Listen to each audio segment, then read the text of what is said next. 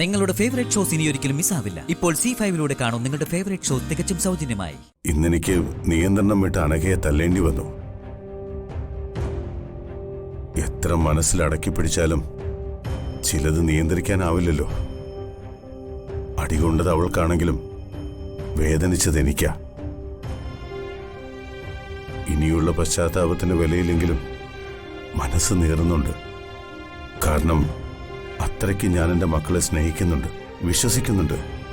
അതെല്ലാവർക്കും മനസ്സിലാവാത്തതാണോ, അങ്ങനെ നടിക്കുന്നതാണോ എന്നാ ഇപ്പൊ എന്റെ സംശയം. വേറെ എന്തും ഞാൻ സഹിക്കും, വിശ്വാസവഞ്ചന ഒഴികെ എന്തും. വിശ്വാസം എന്ന വാക്കില സേതുമാധവൻ ജീവിക്കുന്നത്. ഞാൻ എൻ്റെ മക്കളെ വിശ്വസിക്കുമ്പോൾ അവരും അത് പാലിക്കണമെന്ന് നിർബന്ധമുണ്ടെനിക്ക്. എന്നോടൊന്ന് പറഞ്ഞ് മറ്റൊന്ന് പ്രവർത്തിക്കുന്നത് എന്നെ കൊല്ലുന്നതിന് തുല്യമാണ്. അങ്ങനെ എനിക്ക് എല്ലാവരെയും വിശ്വാസം ഉള്ളതുകൊണ്ടാ സന്ദീപും അനഘയും നാട് വിട്ടുപോയി എന്ന് പറഞ്ഞപ്പോൾ ഞാൻ വിശ്വസിച്ചത്. അതുപോലെ സന്ദീപ് നാളെ മടങ്ങി വരുമെന്ന് നിങ്ങൾ പറഞ്ഞപ്പോൾ അതും ഞാൻ വിശ്വസിച്ചത്. വിശ്വസിക്കുന്നവരെ പറ്റിക്കാൻ ഭയങ്കര എളുപ്പമാണ് മക്കളെ.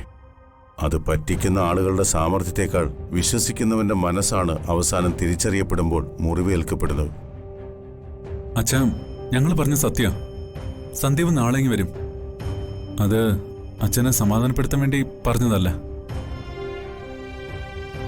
ഞാനും സച്ചേട്ടനും അന്നേ അച്ഛനോട് പറഞ്ഞില്ലേ സന്ദീപ് ഒരിക്കലും ഇങ്ങനെയൊന്നും ചെയ്യില്ല എന്ന്.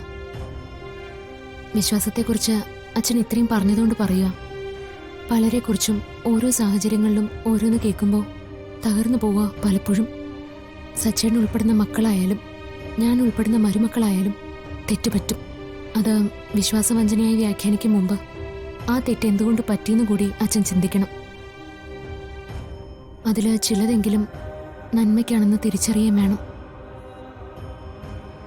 ഞാൻ പറഞ്ഞു വന്നത്, ആരെയും, ഈ എന്നെ പോലും 100% വിശ്വസിക്കരുത് അച്ഛൻ.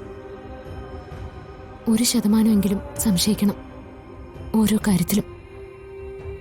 നമ്മുടെ മനസ്സ് തകർന്നു പോകുമ്പോൾ അതിൽ നിന്ന് തിരികെ വരാൻ അത് ഒരുപാട് സഹായിക്കും. ഞാൻ അച്ഛൻ്റെ വാചകങ്ങളൊക്കെ തിരുത്തുകയാണെന്ന് കരുതരുത്. അതിന് ഞാൻ ആളുമല്ല.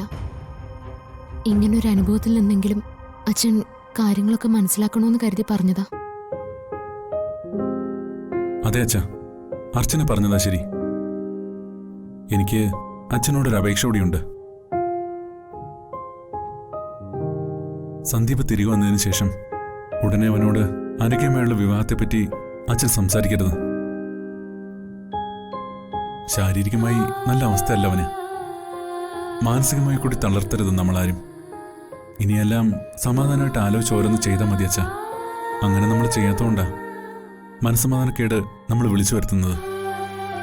അച്ഛൻ നല്ലപോലെ ആലോചിച്ച് ഒരു തീരുമാനത്തെത്തിയാൽ മതി.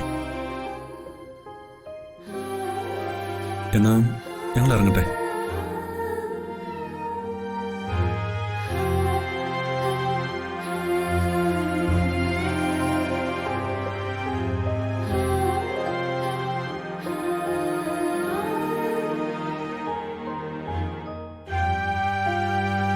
ഡൗൺലോഡ് ചെയ്യൂ C5 ആപ്പ്. കാണൂ എല്ലാ എപ്പിസോഡുകളും സൗജന്യമായി.